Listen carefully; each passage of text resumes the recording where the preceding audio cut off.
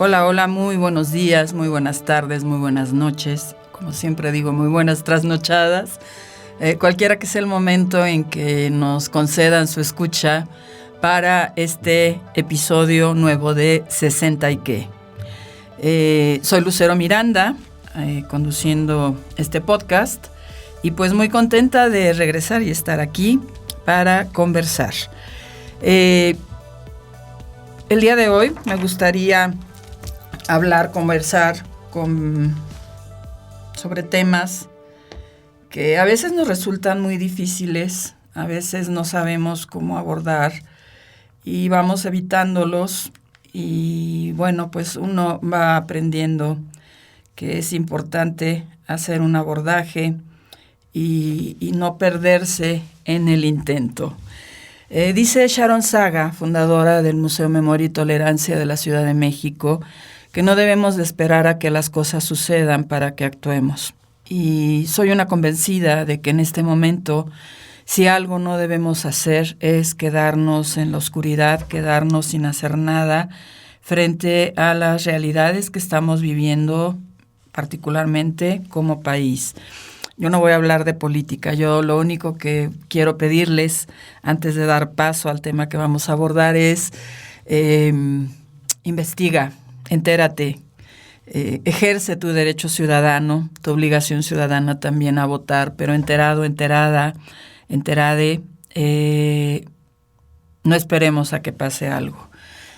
Independientemente de cuál sea tu elección, lo importante es que ejerzas tu voto y que lo ejerzas con conciencia. Eso es lo único que voy a decir, que roce un poquito el tema de política y que sí toca de manera muy cercana el tema de la ciudadanía, una ciudadanía consciente de la cual cada día requerimos hacernos más y más cargo. Y pareciera de pronto que no sabemos para dónde voltear. Queremos cambiar cosas, queremos que sucedan otras, nos molestan otras, y pasan los días, pasan las semanas, los meses, los años, y no terminamos de actuar.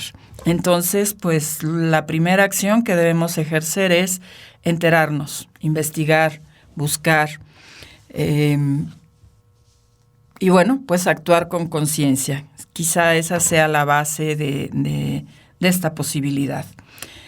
Bien, pues el día de hoy vamos a hacer un abordaje, voy a hacer algunos comentarios acerca de un libro que leí hace unos meses, un par de meses, que alguien me prestó, que no soy muy amiga de hacer este tipo de lecturas, sin embargo, pues era un momento en el que era importante abordar, y así lo vi, así lo quise leer y así lo quise ver y así quise aprender acerca de lo que podía ofrecer la lectura de una autora que se llama Edith Eger, que para muchas de ustedes debe de ser alguien, una referencia, pues ella es la que escribe La bailarina de Auschwitz, y ella justamente es esa bailarina.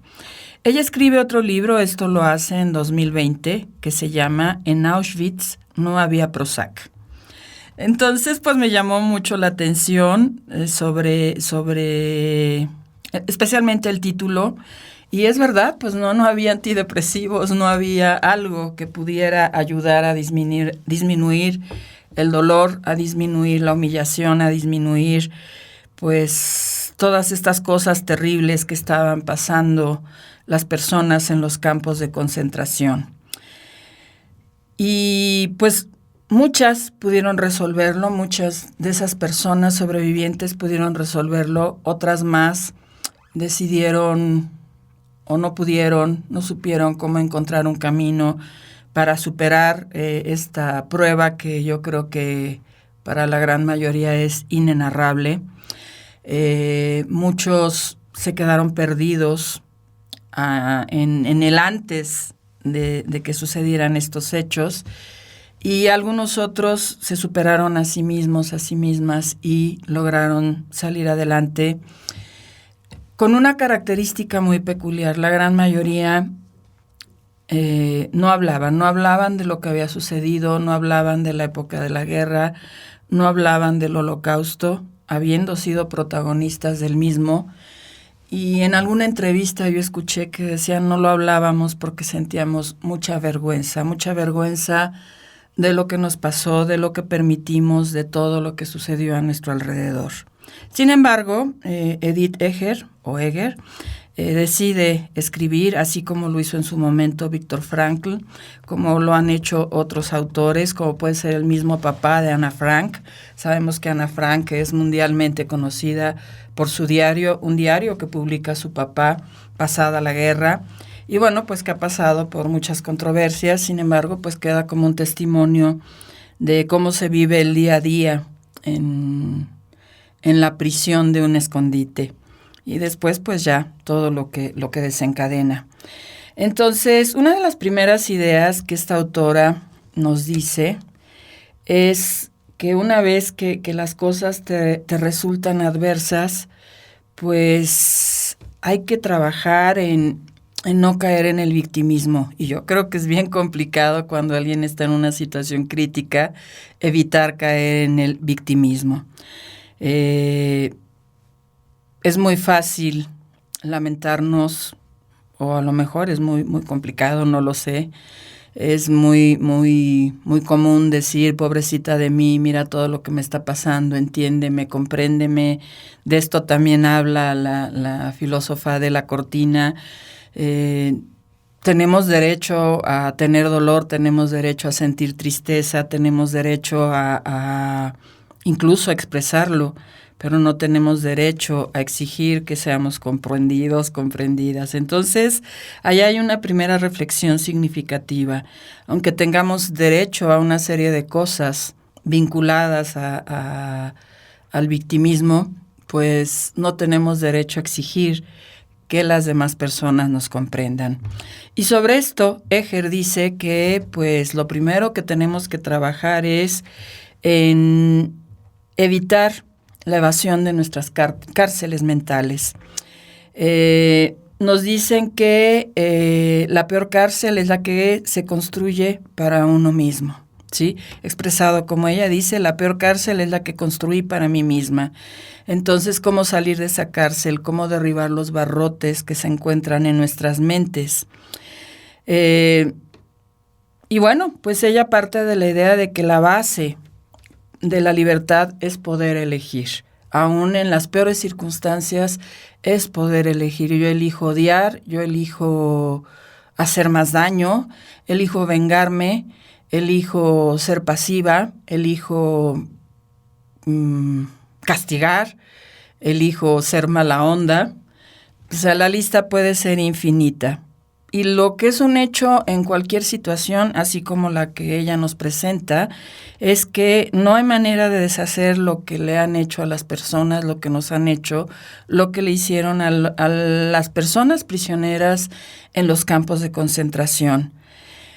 Pero sí hay la manera de decidir cómo responder al miedo, al terror, a la impotencia.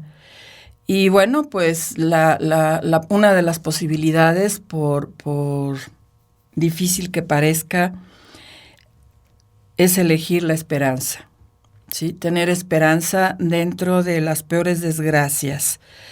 Es una elección que se hace para poder responder, se elige para poder decir basta, y quizá el cuerpo está martirizado, pero la mente es capaz de seguir pensando, seguir rompiendo con eso que está causando tanto daño y pues de alguna manera dejar de ser prisionera del pasado. Y esto a mí me llama mucho la atención porque es una manera de comenzar a curarnos y de ayudar a curar a algunas personas. Yo leía el otro día en un grupo de los muchos a los que pertenezco que una mujer me decía que era muy difícil asumir una postura diferente ante la vida cuando se llegaba a la vejez, porque había mucho sufrimiento, había muchos dolores, había muchas desilusiones.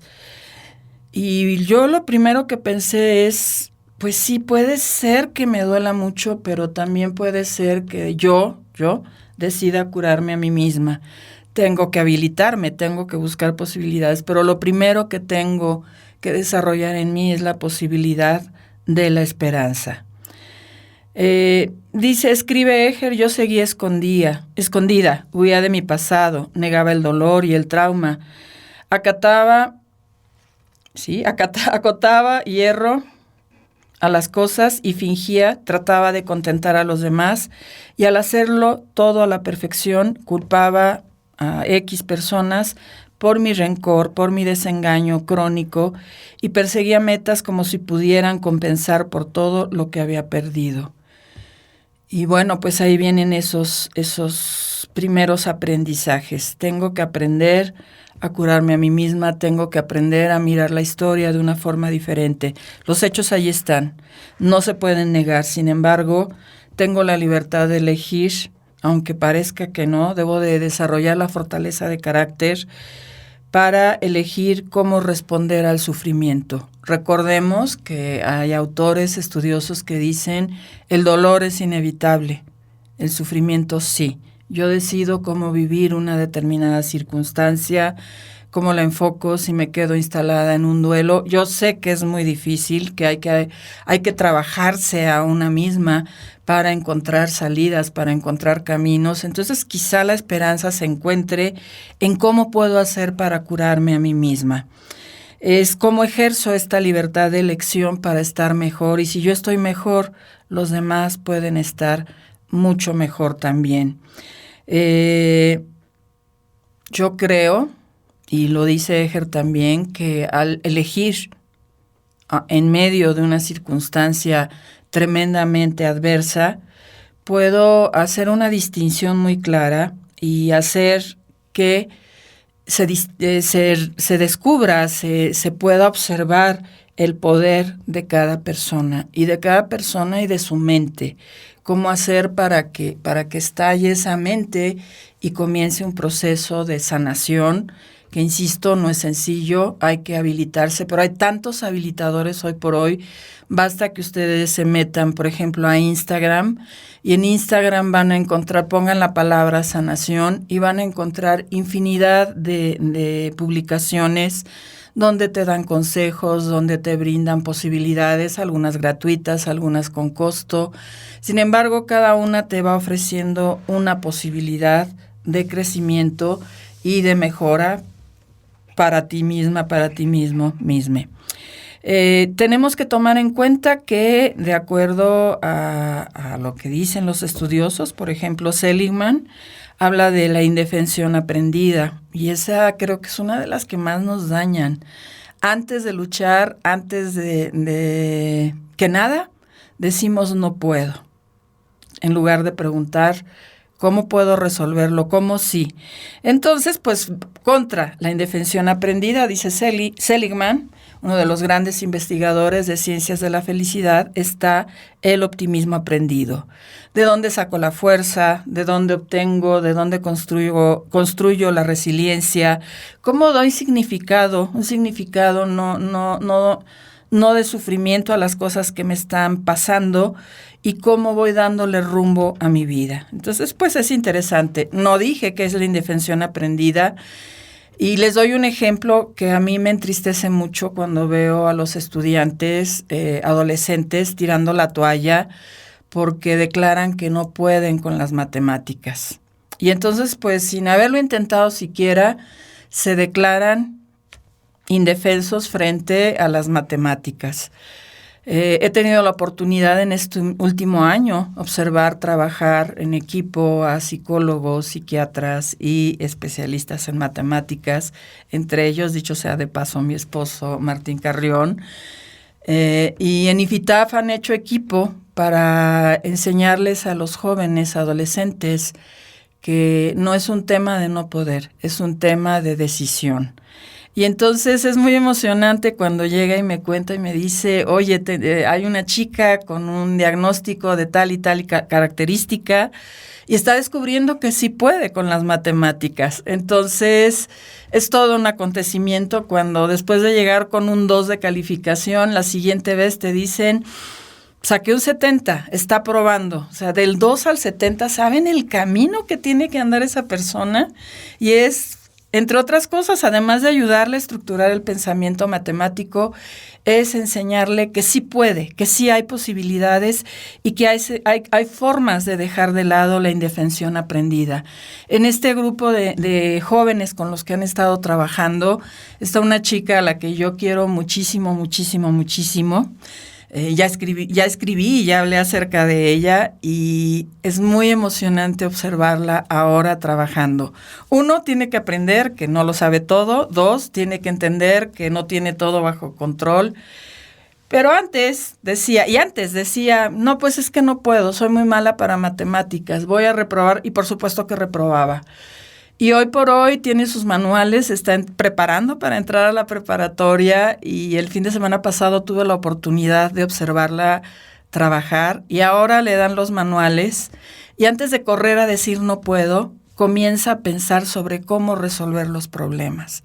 Ese es un cambio de actitud en meses, no ha ocurrido en un término mayor a meses, no ha pasado ni un año. Y ahora ella se sienta y comienza a resolver sus problemas y de pronto pregunta, oye, ¿y la hipotenusa es más grande que tal cosa? Pero está eligiendo pensar, que eso es maravilloso, y está eligiendo resolver problemas. Nada más, pues hay que trabajar también con esta chica y con todos los chicos que pasan por estos procesos, en que lo último que deben de hacer es confiarse. Y nosotros también debemos de trabajar en no confiarnos, porque si lo hacemos podemos perder el control muy rápidamente y pues volver a caer en esta indefensión. Es importante también en el camino de aprender a curarnos a nosotros mismos, y esto también lo aprendimos de esta autora que les menciono, Edith Eger. Eger, sí, es pues acudir a terapia, ¿sí?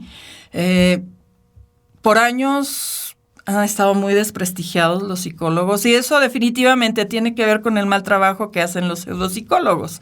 Sin embargo, hay gente extraordinariamente bien preparada en lugares muy bien habilitados donde también se ocupan de que se sigan capacitando y se sigan preparando para poder pues abordar los problemas de la mente e incluso del corazón. Y debemos de pensar que se vale tener pensamientos que nos ayuden a tener mejores sentimientos y mejores comportamientos. Ir dejando de lado las creencias negativas por aquellas que nos pueden ser útiles y nos ayudan a sustentar nuestro crecimiento. Yo vengo de una familia donde mi madre, pues, era alguien que pensaba negativo. Entonces, si yo le decía, me voy a ir en avión a Puerto Vallarta, su primera respuesta es, ¿en avión? ¿Y si se cae el avión? Y entonces, pues es una forma de pensar y una forma de comportarse aprendida a través de la vida, pues por los golpes de la vida, por la manera como fue aprendiendo a resolver esos golpes. Y entonces yo le decía, ¿pero por qué siempre tienes que pensar para mal? Sí, recuerdo una vez cuando le platiqué que iba a poner mi taller de artesanías. Pero ¿y si te va mal? Bueno, pero también me puede ir bien, ¿sí? También me puede ir bien. Entonces, pues necesitamos trabajar mucho en dejar de pensar en cómo no y establecer como una rutina para pensar cómo sí. Las cosas se resuelven pensando en cómo sí. Si yo quiero poner obstáculos y que las demás personas me pongan obstáculos, pues entonces sigamos en creencias negativas, en comportamientos negativos que no nos enorgullecerán y no nos harán crecer tampoco. Y bueno, hay un trabajo fundamental que además todo esto se liga con la educación para la paz, curiosamente, con la educación para el respeto y la paz, y es cuál es el autoconcepto que tenemos de nosotros, cómo nos autoconocemos y cómo vamos elaborando ese autoconocimiento. A veces tenemos la falsa idea de que nadie nos va a amar, de que nadie va a ser sincero, sincera con nosotros, que nadie nos va a aceptar. Y bueno, pues, perdón por yo creo que debemos ir quitándonos las máscaras. Dejemos de cumplir roles, los roles que creemos que van a cumplir las expectativas de las demás personas, las expectativas que nos imponen, y comenzamos a amarnos a nosotros mismos, a nosotras mismas, de una manera incondicional. Me acepto, me respeto, me amo. ¿Es fácil? Por supuesto que no, es muy, muy difícil, porque además muchos tenemos muy arraigados los pensamientos negativos, nos maltratamos cada vez que tenemos oportunidad, si se nos cayó la leche, si se nos rompió la punta del lápiz, si descompusimos la computadora, si nos ganó el coraje y agredimos a alguien en el tráfico de una ciudad tan bonita como Guadalajara o cualquier otra de nuestro país y fuera del país. Entonces necesitamos de verdad comenzar a ser nosotros mismos y desde una postura constructiva, desde una postura donde yo tomo la decisión. Necesitamos curarnos, necesitamos autorrealizarnos. ¿Cómo voy a empezar a hacer cosas? O sea, de las muchas cosas que hago en el día, ¿qué cosas me producen más satisfacción? ¿Qué cosas tengo que hacer para poder llegar a esa satisfacción? Y eso involucra absolutamente todo.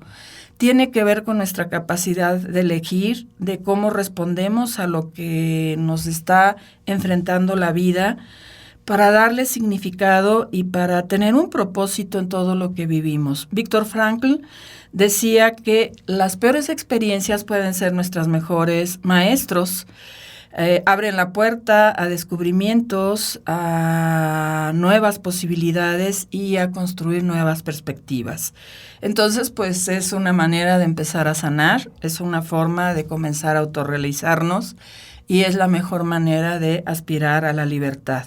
La libertad es un modo de vida. Yo elijo vivir en libertad cada día. Y cada día tiene sus responsabilidades y, por supuesto, que tiene sus consecuencias. La libertad nos exige tener esperanza. Nos exige también aprender a vivir en el presente. No en el pasado, no en el futuro. Aquí y ahora. Entonces, pues si vamos a tener libertad y vamos a tener esperanza, debemos de tener conciencia de que el sufrimiento es temporal, que no tengo la obligación de instalarme en el sufrimiento. Necesitamos sentir una profunda curiosidad para descubrir qué pasará cuando vengan otros tiempos. Entonces, yo les invito a pensar un poquito en torno a estas ideas que les estoy compartiendo. Son solo unas ideas, son solo un pensar que no tiene que ver más bien tiene que ver con lo que yo creo, con lo que me convence, con lo que me ha funcionado. Sigo escuchando de amigas y de personas que son entrevistadas de más de 60 que dicen, me siento mucho más libre ahorita que cuando yo era joven. Entonces se vuelve muy importante, también nos lo enseña Eger, que es fundamental honrar nuestros recuerdos, que es muy diferente a mantenernos anclados en el tiempo, en el pasado, en la vergüenza, en la ira, el resentimiento o el miedo. Las cosas que han pasado pasaron por algo. Necesitamos responder, no reaccionar. Necesitamos deconstruir y volver a construir nuestra fuerza interior y rescatar nuestra capacidad para poder elegir. ¿Y saben qué es lo bonito de esto? Que nos da la posibilidad de descubrir quiénes somos en realidad y, fundamental, de aceptarnos tal y como somos. Tenemos que aprender a confiar en nosotros mismos, sin restricciones, sin excusas. Lo que más importa es lo que hacemos con las experiencias que vamos adquiriendo a lo largo del camino. Dejemos nuestras cárceles mentales, seamos libres, tengamos la libertad de elegir, valga la redundancia, tengamos la libertad de elegir nuestro libre albedrío. Lo que más nos daña también, así como es lo que más nos puede mejorar, lo que más nos daña es nuestra mente. Eh, no vamos a cambiar, no van a cambiar las cosas, no van a mejorar hasta que tomemos la decisión de ser distintos, distintas y actuar. Porque yo puedo decir, ay, pues sí voy a cambiar, voy a ser distinto. Así como la canción está muy dramática de la Lupita D'Alessio que decía, hoy voy a cambiar. No me la sé, ¿eh? No me la sé.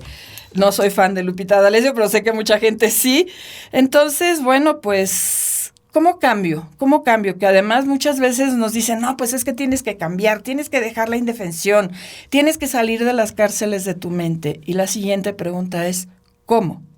Creo que podemos tener claro el qué, podemos incluso tener claro el para qué. Sin embargo, el cómo es lo que nos puede estar atorando en el camino. Entonces, primero que nada, tenemos que revisar nuestros hábitos, patrones, nuestros sesgos, nuestros prejuicios. Si queremos hacer cambios significativos, no te quedes nada más en abandonar un hábito o una creencia y lo sustituyas por algo que creas que es lo correcto. La clave está en seguirte preparando, seguirte convirtiendo en la persona que tú deseas ser y que esa persona que deseas ser sea la realidad. Es esta parte que decimos ser congruentes, ser coherentes con el pensar, el decir y el hacer. Crecemos con muchos miedos, somos sobrevivientes, que es diferente ser sobreviviente a ser víctima. Si caemos en el victimismo, también nos lo enseña Eger, dice que es el rigor mortis de la mente. Entonces es cuando dejamos a la mente ahí ya congelada, estática. Entonces rompamos esos paradigmas, vayamos tapando los agujeritos en nuestro corazón, aprendamos a ver diferente y a decirnos, esto que me está pasando no lo veía antes.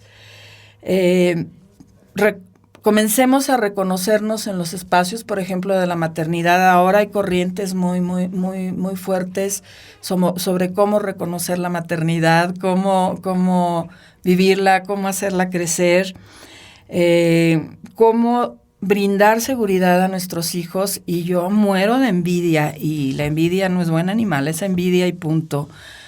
¿Cómo me hubiera gustado tener esta perspectiva cuando yo fui madre joven, antes de ser abuela, y haber construido vidas mucho más sanas para mis hijos? Creo que mis hijos son bastante plenas.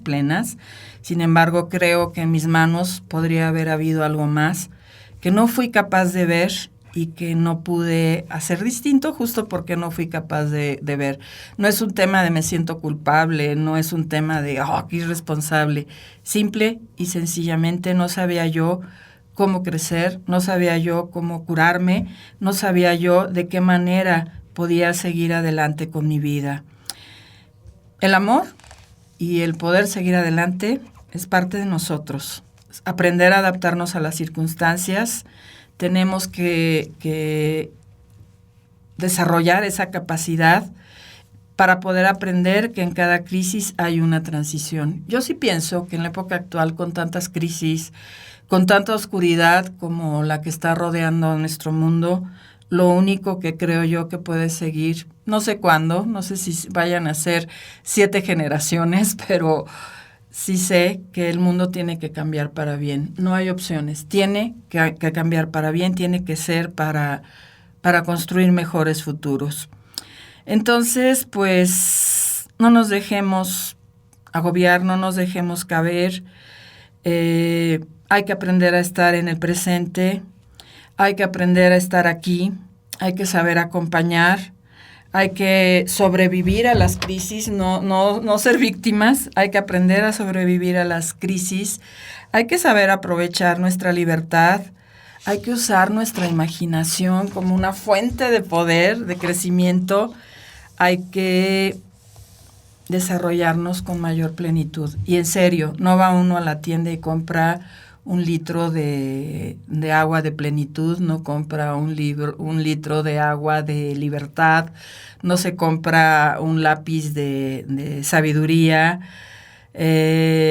Bueno, hay muchas cosas que tenemos que hacer y a lo mejor quien me ha venido escuchando a lo largo de los meses dirá, ay, esta señora otra vez está con estas cosas. Sí, todo el tiempo que pueda y me sea posible voy a estar en estas cosas, porque si algo he aprendido en este último año es, primero que nada, necesito trabajar para tener fuerza, una fuerza que sea positiva, que me permita construir bienestar. Necesito aprender a descubrir todavía más cuál es mi potencial. Necesito alcanzar, si no mi paz interior, mi sabiduría espiritual poquito a poquito, liberarme de mis prisiones mentales, de mis prejuicios, de mis limitaciones, de mis miedos, a ir quitando filtros y eso me gusta mucho porque cuando me doy cuenta de que estoy derribando un filtro, que lo estoy quitando, me siento muy feliz y lo declaro, lo verbalizo. Entonces, bueno, pues les invito en este 60 y qué, me voy a quedar aquí, a pensar en que somos parte de un todo, que todos estamos conectados, todos, todes, y que a partir de la cultura de paz estamos conectados por el amor, por el perdón, la compasión y la comprensión de estas enormes posibilidades. Entonces, pues ese es el camino que les invito yo a que vayamos construyendo. Trabajemos en nuestra seguridad, comprendamos, exploremos y aportemos. A los que estamos en 60 y más tenemos la posibilidad de enseñar muchas cosas, desde la humildad, desde nuestra capacidad para expresarnos, desde nuestras emociones. Entonces, por eso yo declaro, y esto me lo enseñó Eger también, soy lucero y sobrevivo. Muchas gracias, les invito a regresar con nosotros en el siguiente episodio de 60 y qué. Hasta pronto. Esta es una producción del Centro de Arte y Realización Digital de la Escuela de Humanidades y Educación del Tecnológico de Monterrey, Campus Guadalajara. Música original de Luis Mendieta. Edición y producción de Mario Uscanga. Diseño de imagen, Cecilia Carrión. Idea original y voz, Lucero Miranda.